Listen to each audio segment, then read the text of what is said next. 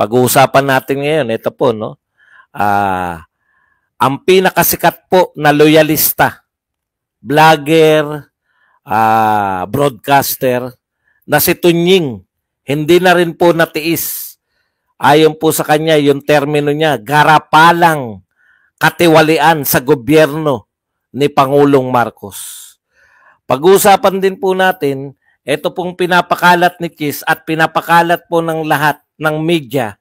Kampi-kampi talaga no? Ang hirap po talagang bakahin kaya dapat may mga taga-sagot Ipakalat nyo po yung mga sagot namin. Ito po, no?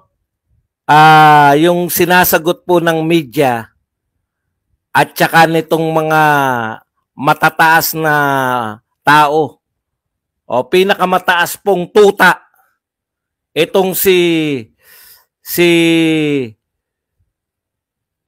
waiter Chis. Ang aga naman ng mga ang aga ng mga masipag kayo ngayon. Ito po si Chis Escudero, ang pinakamahinang Senate President. Ngayon lang po ako nakakita ng Senate President na sunod-sunuran po sa House Speaker. Waiter ng First Lady. At tagasalag. Atakdog po laban kay BP Sara. Alam nyo, sa totoo lang, never po ako nakakita. No? Kaya nila tinanggal si Mig Subiri. Alam nyo na ngayon. Si Mig Subiri, hindi nila maasahan na maging atakdog. Ano sabi ni Mig Subiri bago siya umalis? O yan. Yung wala ka, kumbaga, gusto niyang manatili yung pagiging Senate President. Isa ring mahina yun. Pero at least, hindi siya ginagawang atakdog lang ni Martin. Ang turing lang sa'yo ni Martin, Chis Escudero, alam mo kung ano? Katumbas ka lang ni Franz Castro. Atakdog ka lang. Imaginein mo, hindi sila lahat nagsasalita. Ikaw ang nagsasalita sa mga, kita mo, hindi ka involved, pero ikaw ang tagasalag.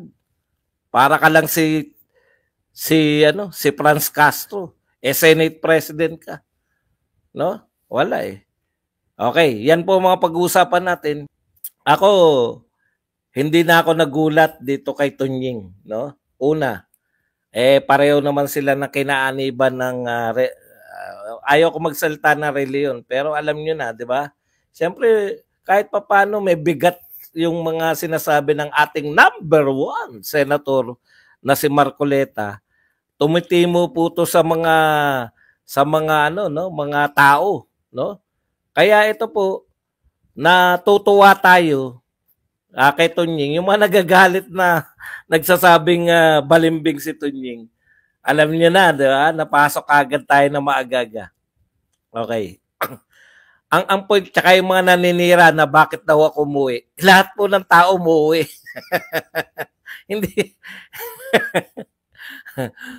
Alam niyo na yung mga yan. Mga pasimple kunwari, hindi nagpapahalata. Okay. Pero ito po, pag-usapan natin si Tunying. Si Tunying po, pasensya na kayo.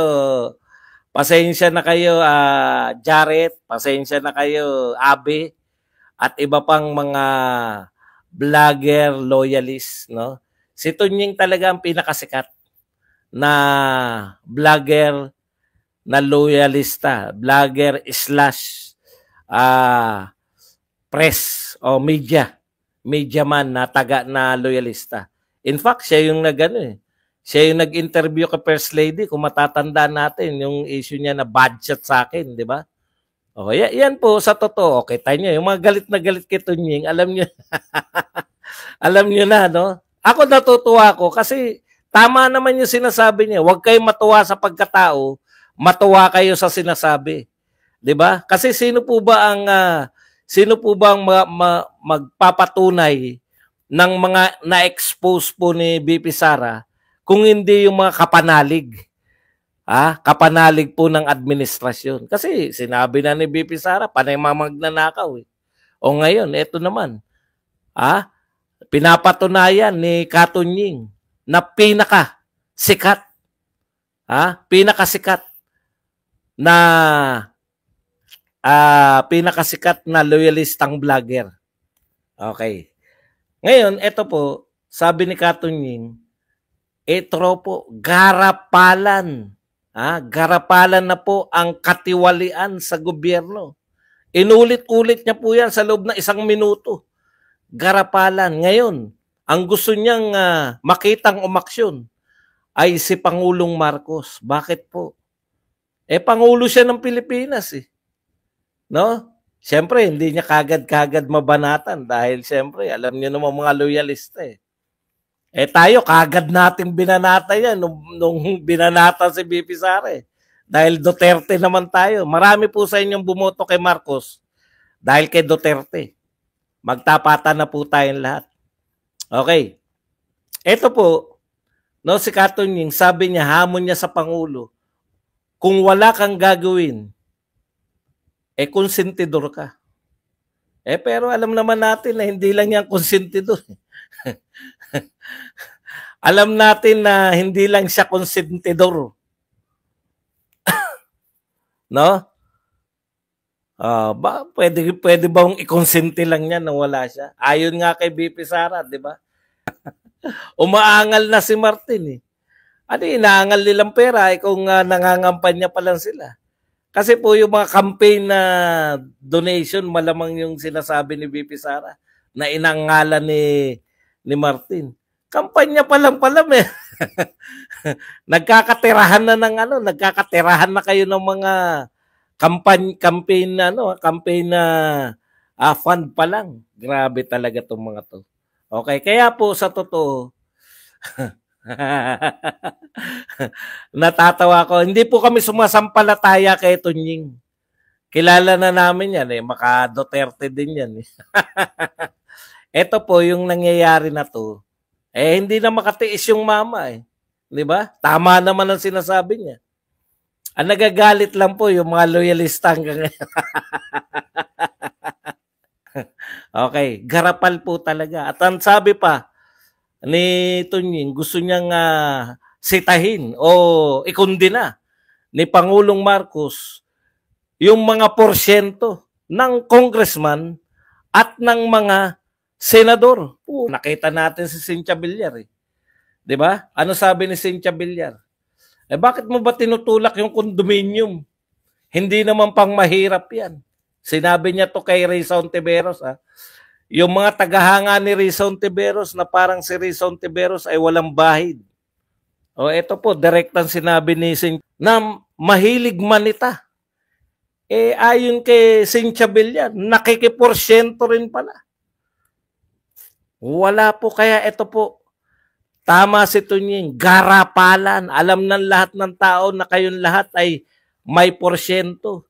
Kaya nga siran-sira yung mga flood control project agad No? 5,500. Yan po, pinakasikat na loyalista na yan. Hindi pa rin makatiis. No?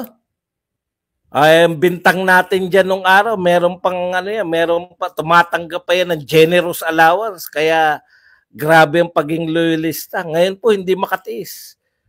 Sabi niya, mahal na Pangulo, kinakailangan, huwag niyong konsentihin yan. Huwag niyo magsalita kayo dahil kung hindi niyo kayo magsasalita, kinukonsente niyo. Dagdagan natin. Bakit kukonsentihin kung wala rin? Wala rin siya nahihita. Alam niyo po mga kapatid, ito po, kaya dapat hindi natin tinatantanan yung pagsagot Bagamat pumupunta po tayo sa Veterans Memorial, pupunta pa rin po tayo ngayon. Ano po pinapakalat nila ngayon? Kasama po ng media. Ano po sinasabi ni Chis Escudero? Kasama po ng media. Ito po, deeply concerning, inappropriate. Yun pong pagwawala daw po ni BP Sara ay deeply concerning, nakakabahala, at inappropriate. Inano ko po, alam ko yung meaning ng inappropriate pero gusto ko po ng Tagalog. Hindi nararapat, no? Nakakabahala at hindi nararapat bilang isang vice president ang ginagawa nito ni alam mo, waiter cheese. Sobra yung pagiging attack dog mo. Media din po, pareho. Kaya yung media, tsaka to sila, yung mga kakampi ni Marcos, lahat yan, lahat yan na magkakakampi. Katulad nito, sabi ng media, na pinangungunahan nitong Rappler. Pero dito muna tayo, no? Deeply concerning, inappropriate, yung mga pinagsasabi, yung mga pagwawala ni BP Sara. No? Ang galing. Ang galing mo talagang maging attack dog. Ang inatake mo lang si BP Sara. Basa tayo ng konting mga sinabi. This was the standard. Ikaw pa nagbigay, do my action serve our people and benefit the country that we all love.